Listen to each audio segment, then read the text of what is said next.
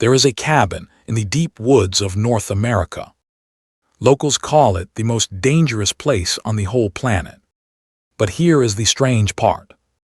The predators do not attack it. They line up outside it. Wolves, bears, things that came from the stars. They wait. They wait like patients outside a doctor's office. Reportedly, no soldier, no hunter, and no monster has ever broken down that door and lived to brag about it. But the truth behind this will shock you. This is not a story about a killer. It is a story about a man the whole galaxy learned to fear and to trust at the same time. You are about to learn 3 things that most people never find out.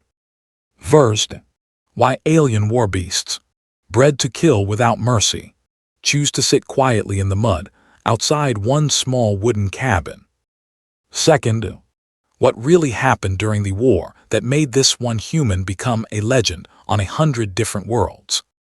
Third, and this is the part that will stay with you, why the most feared creature in the galaxy is not a monster at all. Sources close to the old Earth Defense Archives suggest this story was almost erased. Some records were burned. Some were locked away. But enough survived. Enough to piece together the truth about the man in the cabin, and the reason predators from across the stars now travel millions of miles just to stand quietly in his yard. Stick with me to the end, because the final twist changes everything you think you know about power, fear, and kindness. Let me show you exactly how this happened. Ethan Cole was not a soldier when the war started. He was a park ranger. He spent his day walking quiet trails in the Appalachian Mountains. He knew the names of every tree. He knew which mushrooms could kill you and which ones could save you. He liked silence. He liked space. He did not like crowds, and he did not like cities. That is why he chose this job. That is why he lived alone in a small wooden cabin at the edge of a national forest. Then, one morning in early spring, the sky cracked open. Not with thunder, not with lightning, with ships. Massive, dark, and silent, they dropped out of the clouds like stones falling into still water. Nobody in Ethan's small town understood what was happening at first. The radio played strange static. Cell phones stopped working. Then the screaming started. The aliens who came were called the Kruveks. They were not here to talk. They were not here to trade. They came to conquer. And they did not come alone. They brought creatures with them. Bioengineered beasts built for one purpose only: to hunt, to kill, and to clear the land of anything that resisted. These beasts looked like nightmares given claws. Black scales that seemed to drink the light around them. Rows of teeth built for tearing.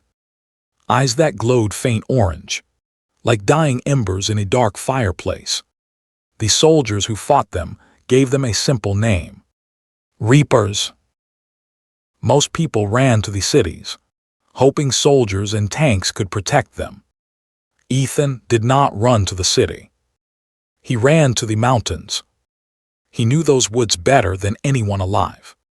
He knew the caves. He knew the ridges. He knew where the water was clean and where the wind carried sound the farthest. While cities burned, Ethan disappeared into the one place he had always felt safe. For the first few weeks, he only tried to survive. He set traps for food. He boiled water from the creek. He watched the sky for ships and stayed hidden when they passed overhead. He told himself this was temporary. He told himself help was coming. But as the weeks turned into months, he began to understand something terrible. Nobody was coming. The cities had fallen. The government, if it still existed, had gone silent. He was alone. One evening, while checking a rabbit snare near a fallen oak tree, Ethan heard a sound that froze his blood. It was not the wind. It was not an animal he knew. It was a low, wet growl, coming from somewhere behind the tree line. He crouched low and waited, his hunting knife shaking slightly in his hand. Then he saw it.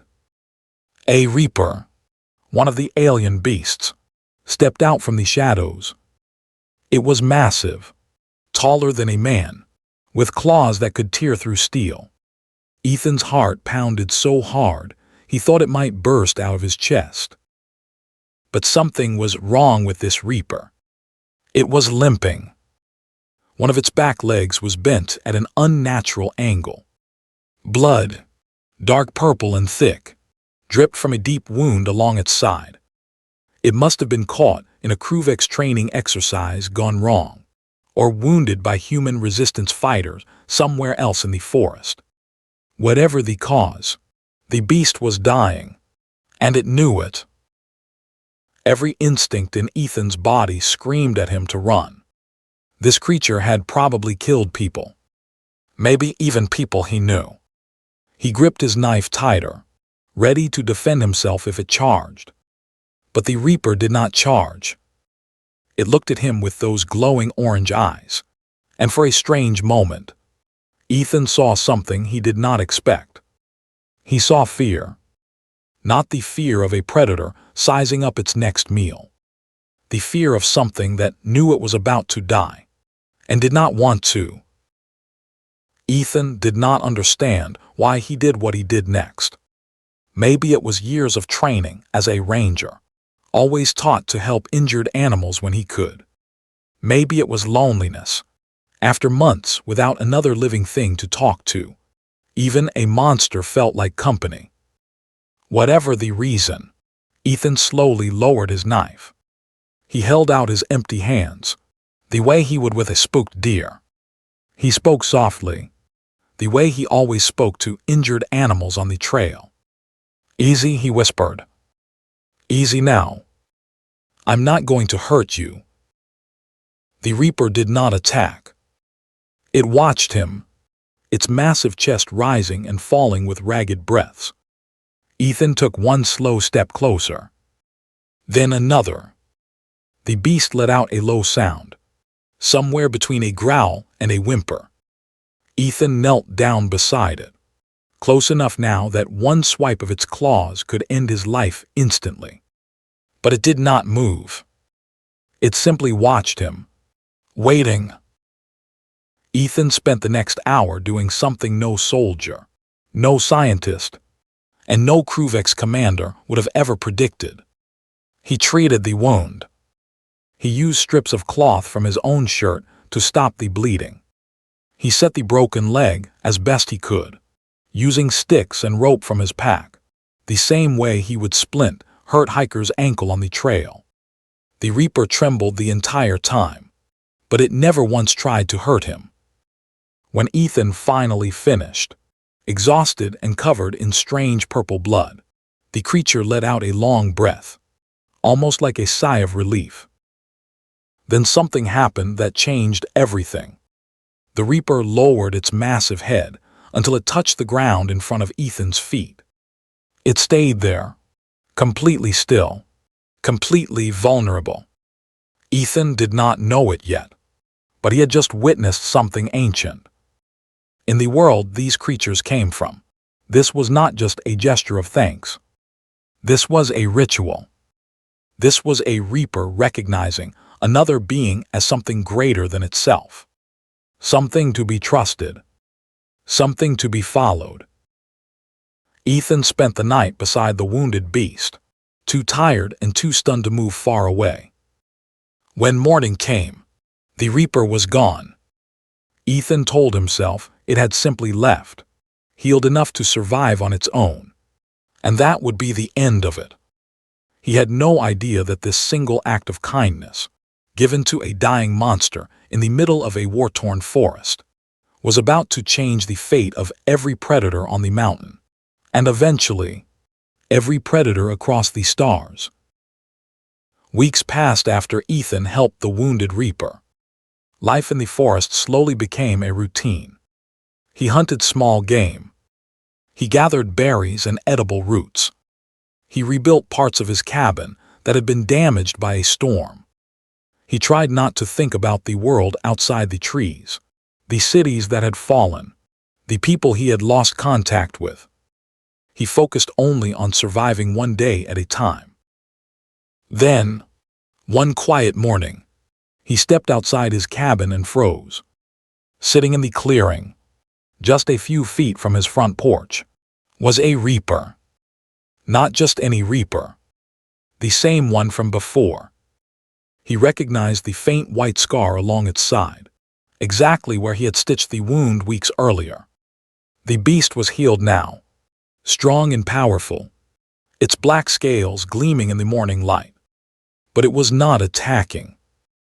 It was simply sitting there, watching the cabin, as if waiting for something.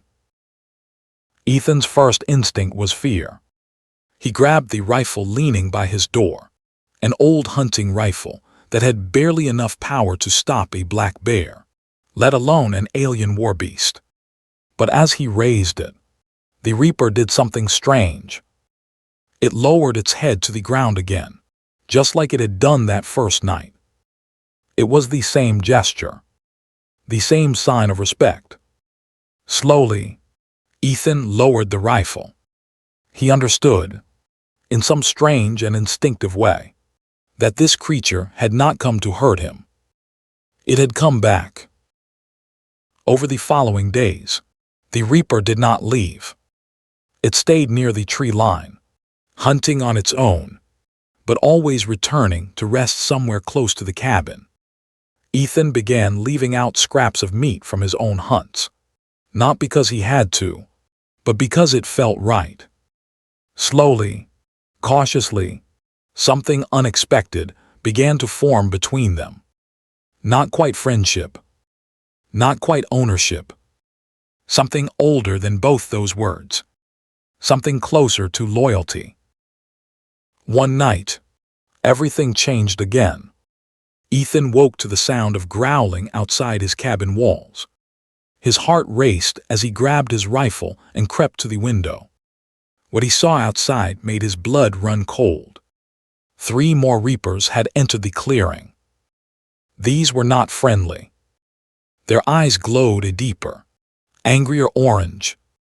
Their claws dug into the dirt as they crouched low, ready to attack. This, Ethan realized, was a hunting pack, and his cabin was directly in their path. Before Ethan could even decide what to do, the first reaper, his reaper, the one he had healed, stepped between the cabin and the attacking pack. It let out a roar unlike anything Ethan had heard before, a deep, bone-shaking sound that echoed through the trees. The 3 attacking reapers froze. Then, one by one, they lowered their heads, the exact same gesture of submission Ethan had seen weeks earlier. Ethan watched through the window, stunned, as his reaper stood tall in front of the others, clearly asserting dominance, clearly protecting the cabin. Protecting him. The 3 newcomers slowly backed away into the darkness of the forest, disappearing as quickly as they had come. His reaper stayed in the clearing the rest of the night, standing guard like a sentry, until the first light of dawn touched the treetops. It was in the days that followed that Ethan began to understand what he had actually done that night, weeks earlier, when he chose to heal instead of kill. According to what little he later learned about Kruvek's biology, from scraps of alien technology and broken translator devices he scavenged from crash sites, reapers were pack animals. In their home world, and in every world the Kruveks had conquered, dominance was everything. A being who showed mercy to a wounded reaper, who spared its life when it was completely helpless, was marked by an ancient instinct buried deep in reaper biology. That instinct recognized one thing above all else: strength paired with mercy. To a reaper's mind, only the strongest, most confident beings could afford to show kindness to something weaker. A predator who killed the wounded was seen as ordinary. A predator who healed the wounded, who could have killed but chose not to, was something else entirely. Something to follow. Something to protect. Word of what happened, in whatever strange way information traveled between these creatures. Howls carried on the wind, scent markers left on trees, something ancient and instinctive that scientists back on old Earth would have given anything to study, began to spread. More reapers started appearing near the cabin, not as enemies, as visitors. Some were injured, drawn by some deep instinct toward the place where healing had once happened. Others simply came to observe, to understand why an entire pack had backed down from a single guardian, standing in front of a small wooden building. Ethan began treating more of them. A reaper with a broken claw. A young one, barely more than a cub, tangled in wire from a destroyed Kruvex fence. Each time, he approached carefully, calmly, using the same soft voice and steady hands he once used on injured hikers and lost hunting dogs. Each time, the healed reaper would perform the same ritual, lowering its head, then staying nearby, becoming part of an ever-growing group that had started gathering near his cabin. He learned small things about them along the way. He learned that reapers hated the smell of burnt cedar, so he stopped burning it in his fire pit. He learned that the young ones liked to be near warm light at night, so he left a lantern burning by the porch, and soon there were always 2 or 3 curled up in its glow by morning. He learned that when a reaper tilted its head sideways, it was not confusion, it was trust, a way of showing its throat to someone it did not fear. None of this was written in any book. He was writing the book himself, one quiet evening at a time, in a world that had never needed it before. Some nights, Ethan sat on his porch step and just watched them. Dozens of glowing orange eyes scattered across the dark clearing, like lanterns hung in a strange and silent garden. It should have terrified him. In some distant, logical part of his mind, it still did. But mostly, it felt peaceful. For the first time since the ships had fallen out of the sky, he did not feel completely alone. Ethan did not fully understand it yet. Not completely, but something was happening in these woods that had never happened anywhere else on the conquered planet. A human, alone, without weapons capable of matching alien technology, was somehow becoming the center of a pack of the galaxy's most feared predators. And the Kruvex commanders, watching their scattered patrol reports and confused about why entire hunting packs were failing to clear this one stubborn section of forest, were about to take notice. The Kruvex did not believe in mercy. Their entire military doctrine, built over centuries of conquering world after world, was based on absolute control. Fear was their most powerful weapon. Their reapers were bred and trained to spread that fear efficiently, clearing resistance fighters, terrifying survivors into surrender, making entire cities fall without the Kruvex ever needing to send in their own soldiers. So when reports started reaching Commander Vrask, the officer in charge of clearing the Appalachian region, that an entire hunting pack of reapers had failed to secure one small section of forest, he assumed equipment failure. Maybe a jamming signal. Maybe faulty beast conditioning. Vrask sent a second team. Then a third. Reports kept coming back strange and incomplete. Reapers entering the forest sector near a small human structure, then simply not returning to base. No death signals. No distress calls. The beasts were biologically tracked, meaning Kruvek's command could monitor their vital signs remotely. According to the readings Vrask reviewed personally, the missing Reapers were alive, healthy. Their stress hormones, usually kept artificially high through conditioning to maintain aggression, had dropped to levels the scientific teams had never recorded before. Calm levels, content levels. Vrask's science officer, a nervous, younger Kruvek named Thessel, tried to explain the data using every model they had. Perhaps the Reapers had found a new food source and were simply resting. Perhaps a strange frequency in the mountain rock was interfering with the tracking chips. Vrask rejected every theory.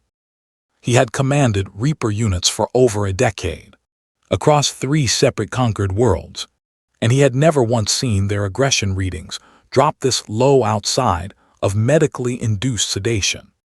Something on that mountain was doing what centuries of Kruvek's conditioning had never managed to do. It was calming them down, willingly. This confused and frustrated Vrask deeply. He decided to see the anomaly for himself. He assembled a small strike team, not soldiers this time, but a research squad along with 2 heavily conditioned Reapers, meant to overpower whatever was happening in that section of forest. They approached the coordinates on a gray, foggy morning. What they found stopped them cold.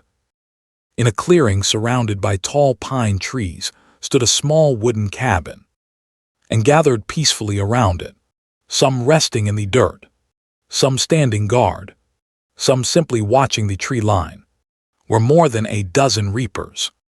Vrask had never seen anything like it. These were supposed to be solitary, aggressive killing machines, yet here they sat together, calm, almost peaceful, like a pack of wild dogs resting outside their den. Vrask ordered his 2 conditioned Reapers forward, expecting them to either attack the resting beasts or trigger a violent territorial response. Instead, something remarkable happened. The moment his Reapers entered the clearing, several of the resting beasts rose to their feet, not in aggression, but in what looked disturbingly like an organized defensive formation. Vrask's Reapers, confused by the unfamiliar behavior, hesitated.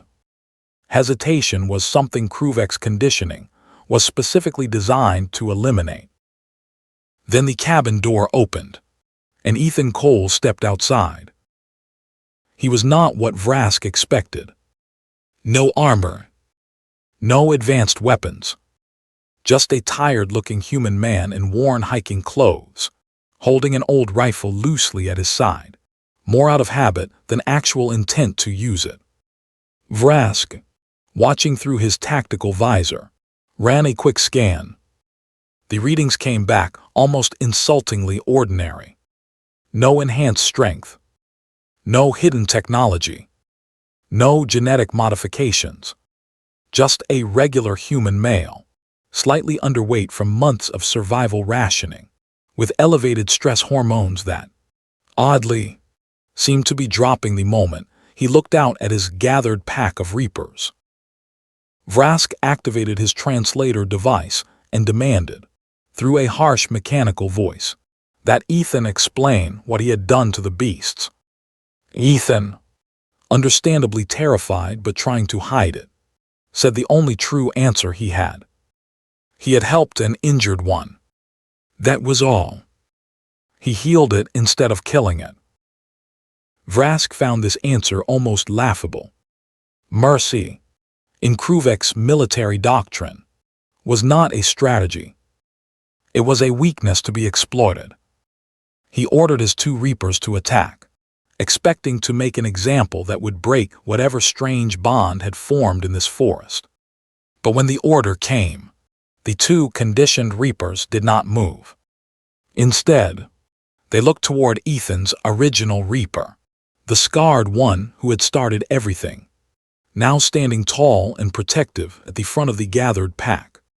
Something ancient in their biology, some ranking instinct buried far deeper than Kruvek's conditioning could reach, recognized the scarred Reaper as dominant, as alpha, and by extension, recognized the human standing beside him the same way. For the first time in Vrask's long military career, his own beasts refused a direct order. Furious and unsettled, Vrask retreated with his team, but not before making a decision that would define everything that came after. He labeled the location, that small wooden cabin in the Appalachian forest, as an anomaly of the highest priority. He requested additional forces, heavier weapons, and permission to eliminate the human directly. No beasts involved this time. Command approved the request within hours. That night, back at his forward base, Vrask reviewed the visor footage again and again. He paused it on the moment his own Reapers turned their heads toward the scarred one instead of attacking. In all his years of service, across all his conquered territories, he had never once seen a Kruvek-bred beast look at anything, human or otherwise, the way his Reapers had looked at that one scarred creature standing beside Ethan. It was not fear. It was something closer to recognition. Vrask did not have a word for it in his own language, and that unsettled him more than any weapon ever could. Ethan did not know it yet. Standing on his porch, surrounded by a pack of creatures that should have killed him on sight, but he had just become the single most important target on the entire Kruvek's invasion map. What started as one act of mercy toward a dying creature in the woods had grown into something the alien invaders could not understand, could not control, and now desperately wanted to destroy. 3 days after Vrask's failed encounter, the sky above Ethan's cabin darkened with new arrivals. This was not a small patrol. This was a full assault force. Dozens of Kruvek soldiers in heavy armor, supported by armored ground vehicles that crushed small trees beneath their weight, and hovering overhead, 3 attack drones armed with plasma weapons, capable of leveling the entire clearing in seconds. Ethan watched from his cabin window, his stomach twisting with fear. He was one man. He had a rifle that could barely stop a deer, let alone armored soldiers and war machines. He had no illusions about winning a fight like this through force. But he was not alone anymore, and that was something the Kruveks had badly underestimated. His hands shook as he checked the rifle one last time, more out of habit than any real belief it would help. Through the window, he could see the scarred Reaper standing at the front of the clearing, facing the tree line, its body low and ready. Around it, the rest of the pack spread out silently, vanishing into shadows and undergrowth with an ease that still amazed him, even after everything he had already seen. He wanted to call out to them, to tell them to run, to save themselves and leave him to whatever came next. But some part of him already knew they would not listen. They had made their choice long before this night. As the assault force advanced through the tree line, more than 20 Reapers rose silently from the shadows around the clearing. They did not charge in a chaotic frenzy, the way Kruvek's conditioning always predicted wild beasts would behave.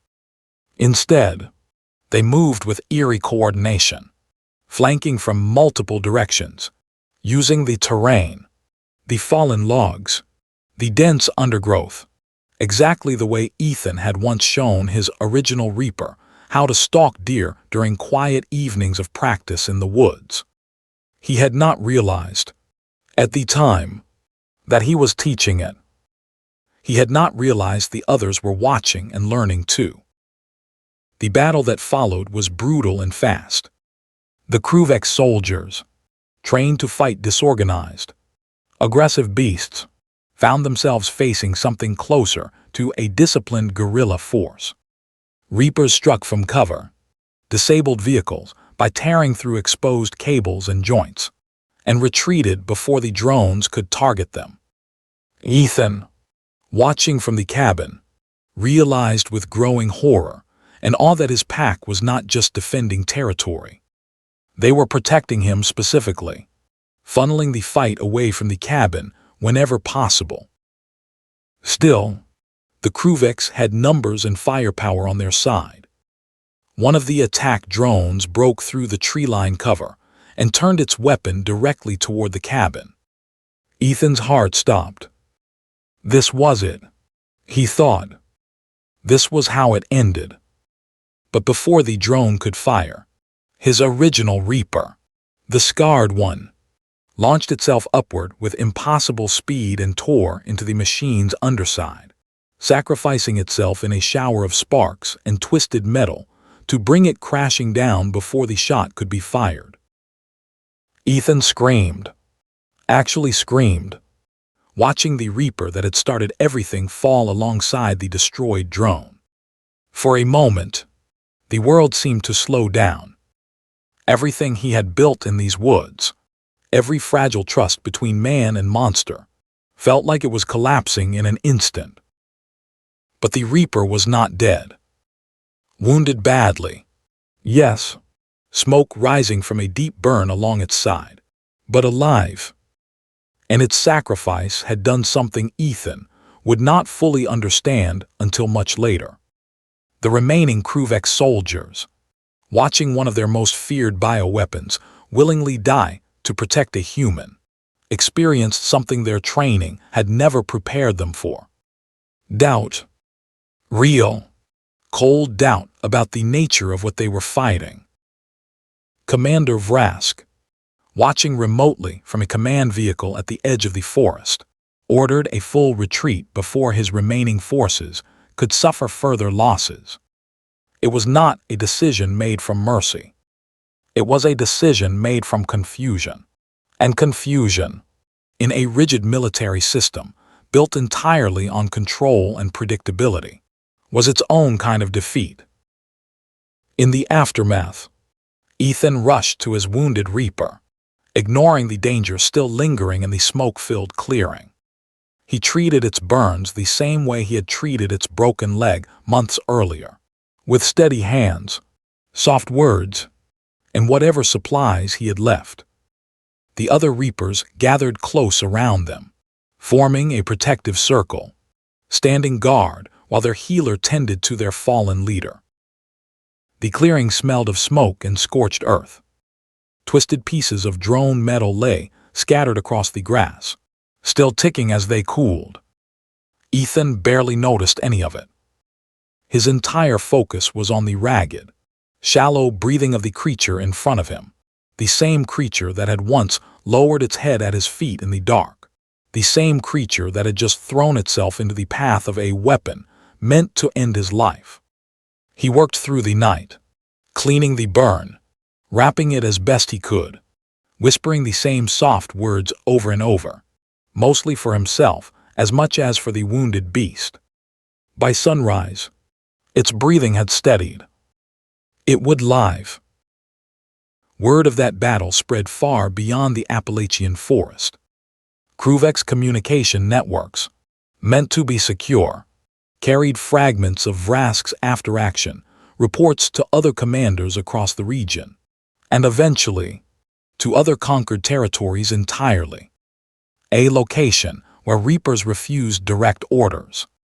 A location where a single unarmed human turned dozens of bioengineered killing machines into a coordinated defensive force. A location the Kruveks began quietly marking on their maps with a warning, not an invitation to attack, but a warning to avoid. The story, distorted and exaggerated as stories often are when passed through fear, began to take on a life of its own. Soldiers whispered about a human who could not be killed, who commanded monsters with nothing but kindness, who lived in a cabin that devoured any force sent against it. The truth, that it was really about one man's simple decision to heal instead of harm, felt almost too plain to explain the growing legend. But sometimes, The plainest truths become the most powerful stories of all. Months passed, then a full year. The Kruveks, still occupying most of the conquered regions across the continent, began actively avoiding the section of forest around Ethan's cabin. Patrol routes were quietly redrawn. Supply lines were rerouted around what soldiers had started calling, in hushed and uneasy tones, the Forbidden Hollow. Commander Vrask, still stationed nearby, but stripped of authority to launch another direct assault after his costly failure, could only watch from a distance as his superiors debated what to do about the anomaly they no longer fully understood. Rumors about the Hollow spread faster than any official Kruveks report ever could. Some soldiers swore the trees themselves protected the human. Others whispered that he could speak directly into the minds of the beasts. None of it was true, but Ethan never bothered correcting the stories. It was safer, in a strange way, to let fear and legend do some of the work that a rifle never could. Ethan, meanwhile, had built something nobody could have predicted when the invasion first began. His small cabin, once just a quiet ranger's outpost, had grown into the heart of a strange and unprecedented sanctuary. Reapers came from farther and farther away, some limping in from battles fought hundreds of miles from the original clearing, drawn by whatever ancient instinct passed word of the healer through their kind. Ethan expanded his supplies as best he could, scavenging medical kits from abandoned towns, learning basic veterinary techniques from old library books he salvaged from a ruined bookstore, adapting everything he knew about human medicine to creatures the size of trucks with biology, unlike anything Earth had ever produced. He was not a warrior. He never wanted to be one. But he had become something the galaxy, both the invaders and eventually the resistance fighters still struggling to survive in other regions, would come to recognize as an entirely new kind of power. Not power through weapons, not power through fear, power through trust, earned one small act of kindness at a time. It was during the second year of occupation that everything came to a head. Kruvek's High Command, embarrassed by an entire region effectively slipping outside their control because of one unarmed human, made the decision to send their most elite unit, a squad of specially conditioned Super Reapers, larger, vaster, and stripped of any lingering instinct toward mercy or submission, engineered specifically to override whatever strange pack loyalty had formed around Ethan's cabin. This was not a rescue mission or a diplomatic attempt. This was designed to be an execution. The Super Reapers arrived under cover of a moonless night, moving with a speed and silence the original pack had never encountered before. Ethan's Reapers sensed the danger almost immediately, some ancient instinct recognizing that these newcomers were fundamentally different, more machine than beast, stripped of whatever spark had allowed the others to change. A fierce and desperate battle erupted in the darkness surrounding the cabin. Ethan, hearing the chaos outside, made a choice that went against every instinct of self-preservation he had left. He stepped outside, unarmed, into the middle of the fighting. It was reckless. It was almost suicidal. But it worked. In a way nobody, not the Kruvek scientists, not even Ethan himself, could have fully predicted. The moment the Super Reapers caught sight of him, standing calm and steady in the chaos, something inside their conditioning, buried deep beneath layers of forced aggression, flickered. It was the same ancient instinct that had recognized mercy paired with strength months earlier in the original Scarred Reaper. Even artificially suppressed, it was not completely erased. One by one, the Super Reapers hesitated, their movements slowing, their glowing eyes fixed on the calm, unarmed figure who showed no fear despite being surrounded by creatures capable of tearing him apart in an instant. That hesitation was all the original pack needed. Working together, coordinated in a way that stunned even the surviving Super Reapers, Ethan's pack drove the elite unit back into the darkness of the forest, wounded and retreating, their mission an absolute failure. News of this second defeat reached Kruvek's high command within days, and this time, the reaction was different, continuing to pour resources into defeating one small, stubborn pocket of resistance, one that consumed elite units and turned their own bioweapons against them, was no longer worth the cost. Quietly, without any formal announcement, orders went out across the region. Avoid the hollow entirely. Do not engage. Do not send forces without direct authorization from the highest command levels. Ethan Cole, the quiet park ranger who once just wanted silence and solitude in the mountains he loved, had become something the Kruvek's war machine could not conquer, could not fully understand, and ultimately chose to simply avoid.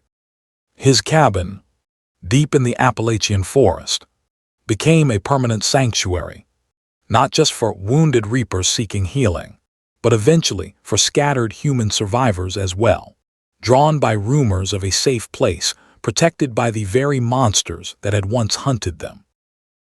The war continued in other parts of the world for years after that. But in this one corner of the Appalachian Mountains, something rare and precious had taken root. Peace, built not on victory in battle, but on one simple, quiet choice, made in the dark, beside a dying creature, to heal instead of harm. Ethan still walked the same trails he had walked as a ranger, long before the ships ever fell from the sky. Only now, he rarely walked them alone. A pack of creatures, the galaxy called monsters, followed at a respectful distance, watching the woods, watching him, waiting for nothing more than his quiet company.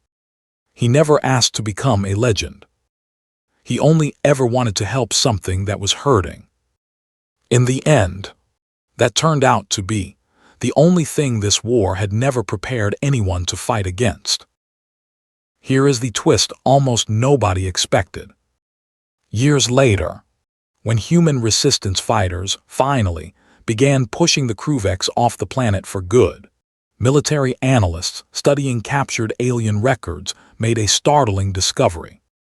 The Kruveks had a private, internal name for Ethan's cabin, one they used in classified reports, warnings, and training simulations for new recruits. They did not call it a fortress. They did not call it a weapon. They called it, roughly translated, the place where predators choose. It turned out the Reapers were never truly loyal to Ethan out of fear or conditioning at all. Every single one that gathered near that cabin had a choice, biologically wired deep into their species, to either serve the strongest aggressor they encountered, or to follow the first being who showed them mercy while holding real power over their life. The Kruveks had spent centuries building their empire on the first option.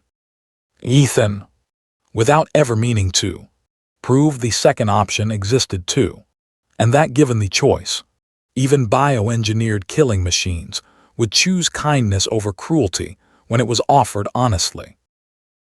That is why they lined up outside his cabin. Not because they had to. Because, for the first time in their entire existence, something offered them a choice, and they chose him. If this opened your eyes to how mercy can outlast even the strongest weapon in the galaxy, you are not alone.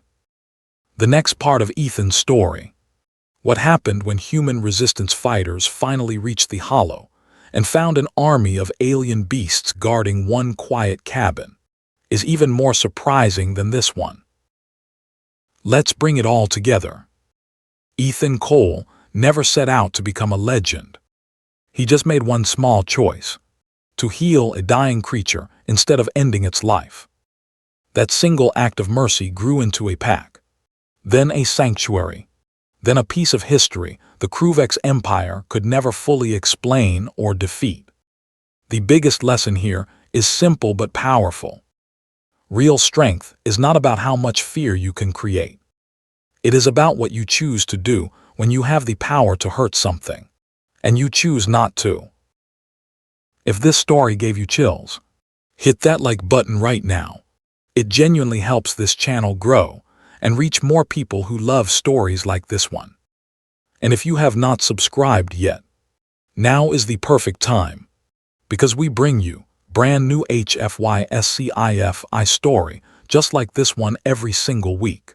Stories about ordinary humans doing extraordinary things when the whole galaxy underestimates them.